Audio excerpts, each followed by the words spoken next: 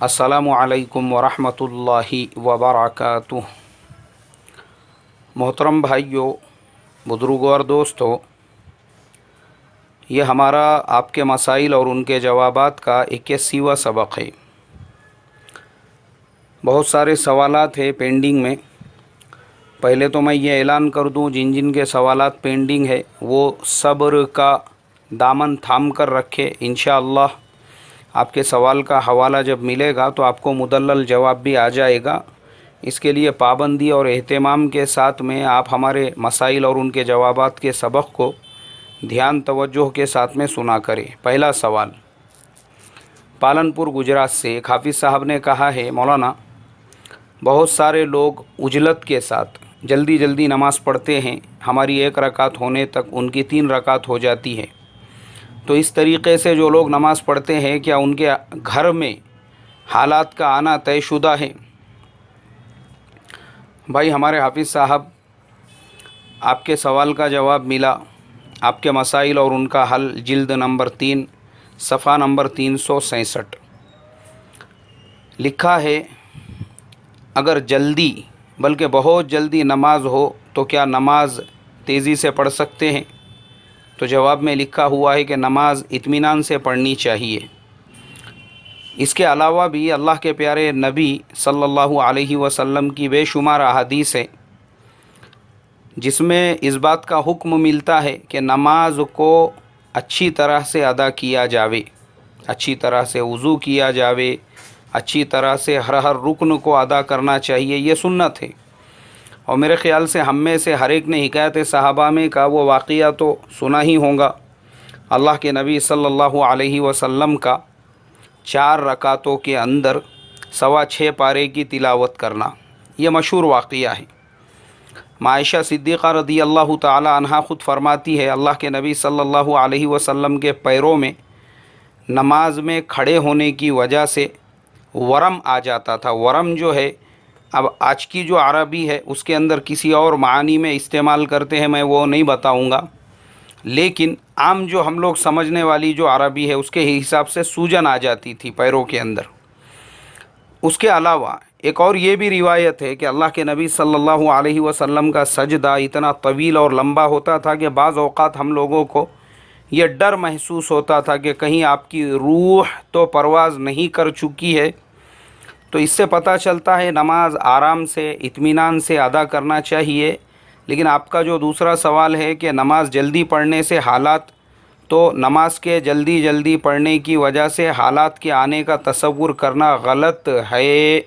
हमने ऐसा बिल्कुल नहीं सोचना चाहिए। वो एक अलग चीज़ है, ये एक अलग चीज़ है।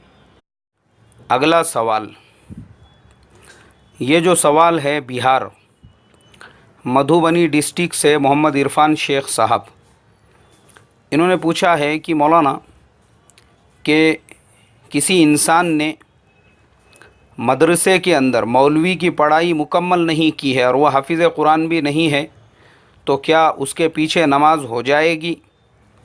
इसी तरीक़े से एक आदमी आलिम है, तो क्या नमाज उसी ने पढ़ाना चाहिए? इरफान शेख साहब, आपके सवाल का जवाब मिला किताबुन नवाज़िल जिल्द नंबर 4 सफ़ा नंबर 193। हज़रत मुफ्ती सलमान साहब मंसूरपुरी, उन्होंने सेम सवाल के जवाब में लिखा है, इमामत हर उस दीनदार शख्स की बिला कराहियत दुरुस्त है जो बक़दर ज़रूरत कुरान करीम पढ़ सकता हो और नमाज के ज़रूरी मसाइल से वाकिफ़ हो। अलबत्ता अफज़ल ये है कि इमाम पूरा आलिम बाअमल और कारी हो।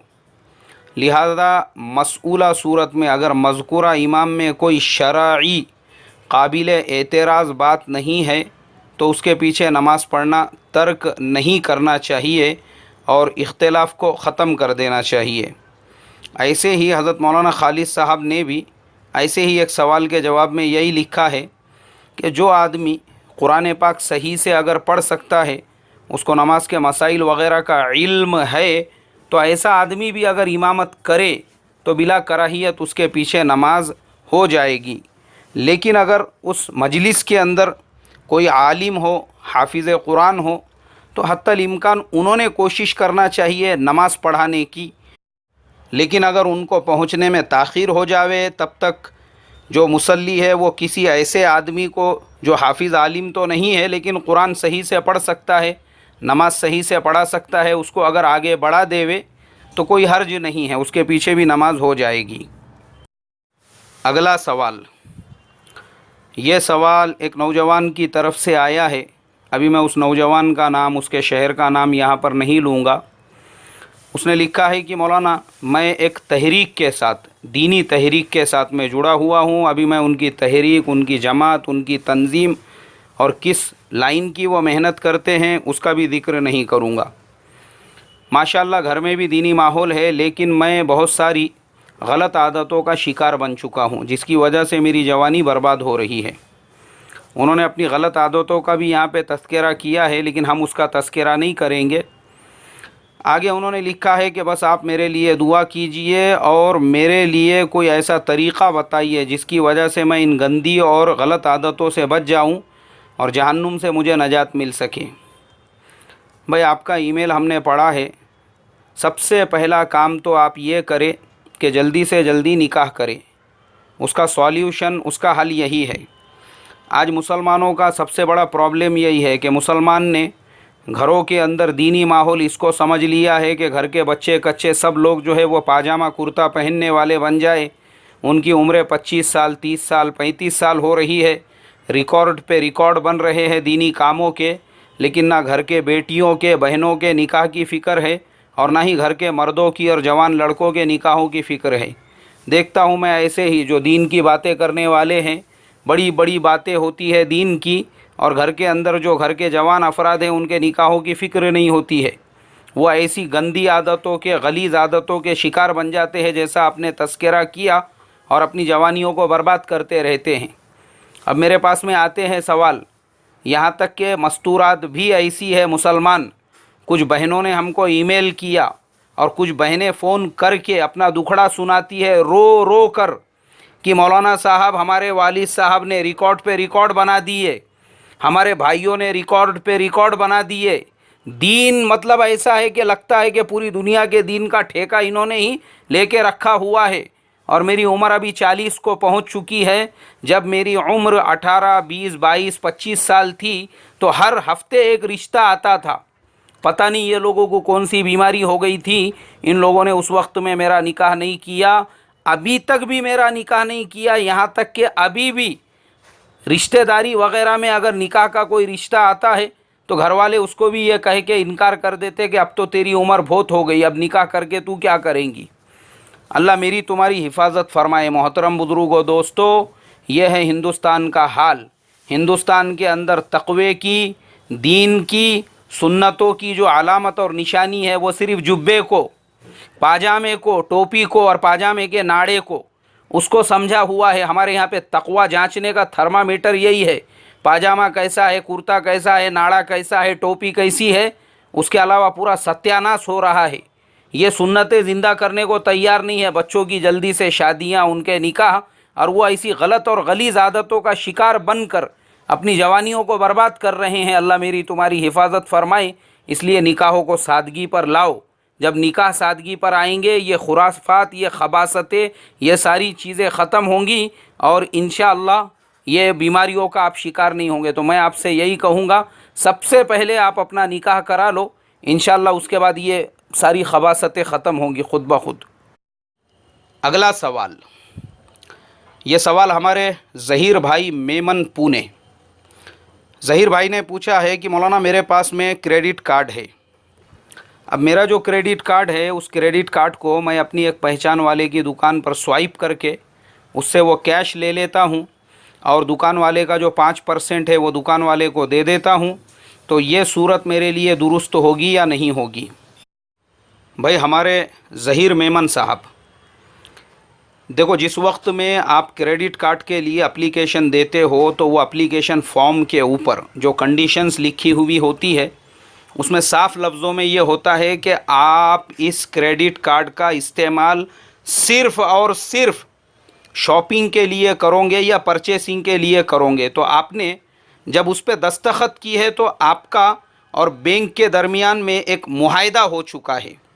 دوسری چیز، بینک آپ کو کچھ کیش کی لمٹ دیتا ہے کہ اتنا کیش آپ ATM سے نکال سکتے ہو، وہ آپ کے لیے بالکل درست ہے، کیونکہ اس کے اوپر بینک کا آلریڈی کچھ 200-250 روپے وہ فیس لیتا ہے۔ تو اگر آپ ATM سے وہ کیش نکال رہے ہو تو کوئی حرج نہیں ہے، آپ نکال سکتے ہو۔ لیکن اگر آپ اس طریقے سے اپنی پہچان والے کی دکان سے سوائپ کر کے اس سے کیش لے کر وہ کریڈٹ کارڈ وہاں پہ جو ہے شاپنگ کے نام پہ سوائپ کر رہے ہو، تو بھائی آپ کو خود سمجھنا چاہیے نا کہ آپ یہاں پہ بینک کو بھی دھوکہ دے رہے ہو، اپنے آپ کو بھی دھوکہ دے رہے ہو، اور اسی طریقے سے وہ جو معاہدہ آپ کے اور بینک کے درمیان میں ہوا تھا اس کی خلاف ورزی کر رہے ہو۔ اور آپ نے جو سروس چارج لکھا ہے 5% جو دکان والے کو دینا ہے، کائے کا سروس چارج ہے وہ؟ یہ اس کی دلالی ہے، یہ کمیشن ہے اس کا، جو اس کے لیے بھی صراحتاً لینا حرام اور ناجائز ہوگا، اور آپ کے لیے بھی اس طریقے کا جو ٹرانزیکشن ہے وہ ناجائز ہوگا اور درست نہیں رہے گا۔ اگلا سوال، یہ سوال شیخ صابر عبدالرحیم صاحب، تعلقہ کیج، ضلع بیڑ، مہاراشٹرا۔ انہوں نے کہا کہ مولانا میرا سوال یہ ہے کہ کسی غیر مسلم کو جو مسجد کے باہر بیٹھتے ہیں، ایسے لوگوں کو کیا ہم صدقہ خیرات دے سکتے ہیں؟ صابر بھائی، آپ کا جو سوال ہے اس کا جواب قاموس الفقہ جلد نمبر 4 صفحہ نمبر 222، حضرت مولانا خالد سیف اللہ رحمانی صاحب نے لکھا ہے کہ رمضان المبارک میں صدقہ نافلہ کی کثرت مستحب ہے، اپنے اقربا پر خرچ کرنے کی فضیلت زیادہ ہے، جہاں تک ممکن ہو چھپا کر صدقہ کرنا افضل ہے۔ صدقات نافلہ اہل ثروت پر بھی کیا جا سکتا ہے، البتہ غربا پر خرچ کرنے میں زیادہ اجر ہے۔ کافر و فاسق پر بھی خرچ کیا جا سکتا ہے، البتہ صلحہ پر خرچ کرنا زیادہ بہتر ہے۔ صدقہ طبیعت کے نشاط کے ساتھ اور بلا تکدر کرنا چاہیے، مشتبہ و مشکوک چیزیں صدقہ نہ کرے۔ دیکھو آپ کا جو سوال تھا مختصر اس کو بتا دوں، حضرت مولانا خالد صاحب نے لکھا ہے کہ کافر اور فاسق کو بھی صدقہ آپ دے سکتے ہیں، ان کو زکوٰۃ نہیں دے سکتے۔ اگلا سوال، یہ سوال محمد توصیف خان صاحب، انہوں نے اپنے شہر کا نام نہیں لکھا ہے، لیکن انہوں نے مجھے کال بھی کیا تھا، اور جو ای میل بھیجا ہے اس کے اندر بہت سارے اسکرین شاٹس انہوں نے جوڑے ہوئے ہیں، جس میں ان کو کسی نے میل بھیجا تھا کہ آپ کو اتنے کروڑ کی لاٹری لگ گئی ہے یا انعام ملنے والا ہے۔ اس کا ایک دم مختصر جواب یہ ہے، یہ سب فراڈ ہے، اور اس طریقے کا ای میل کسی کو بھی آتا ہے اس کو فوراً رپورٹ اسپیم میں ڈال دینا چاہیے، یہی اس کا جواب ہے۔ اگلا سوال، یہ سوال ایک بہن کی طرف سے آیا ہے، اس نے کہا ہے کہ مولانا اگر کوئی مسلمان اللہ سے بغاوت کرے اور خود یہ کہے اور اللہ کو چیلنج کر کے یہ کہے کہ ہاں وہ کافر ہے، مطلب وہ خود یہ کہے کہ وہ کافر ہے اور 3 بار سے زیادہ یہ کہے، تو ایسی صورت میں اس کا جو کفریہ کلام ہے اس کی وجہ سے وہ ایمان سے خارج ہو جائے گا یا نہیں، اور اس کی بیوی کے ساتھ میں اس کا نکاح ٹوٹ گیا یا باقی رہا؟ آپ کے سوال کا جواب ہم کو ملا ہے محمود الفتاوی جلد نمبر 4 اور صفحہ نمبر 66، حضرت مفتی احمد صاحب خانپوری، سیم سوال کے جواب میں حضرت نے تفصیل کے ساتھ میں شامی اور مالا بدہ من کے حوالے سے یہ جواب لکھا ہے، جس آدمی نے مزاح یعنی مذاق اور ٹھٹھے کی غرض سے کلمہ کفر اپنی زبان سے نکالا تو وہ بالاتفاق سب کے نزدیک کافر ہے، اور جس کی زبان سے خطاً مطلب بھول سے بولنا کچھ اور چاہتا تھا اور کلمہ کفر زبان سے نکل گیا، اور اکراہ یعنی کسی نے اس کو دھمکی دیا، اس پہ جبر کیا، زبردستی، جیسے آج کل جو چل رہا ہے نا، مسلمانوں کو نعرے بازی کرنے لگا رہے ہیں، اس طریقے سے اگر کلمہ کفر زبان سے کہا تو وہ بالاتفاق کافر نہیں ہوگا، اور جس آدمی نے اس کو کلمہ کفر جانتے ہوئے عمدن کہا ہے تو سب کے نزدیک کافر ہو جائیں گا عمد، اور جس آدمی نے کلمہ کفر اپنے ارادے اور اختیار سے کہا لیکن وہ بیچارے کو یہ معلوم ہی نہیں ہے کہ یہ کفریہ کلمہ ہے، تو اس کے کافر ہونے میں علماء کا اختلاف ہے۔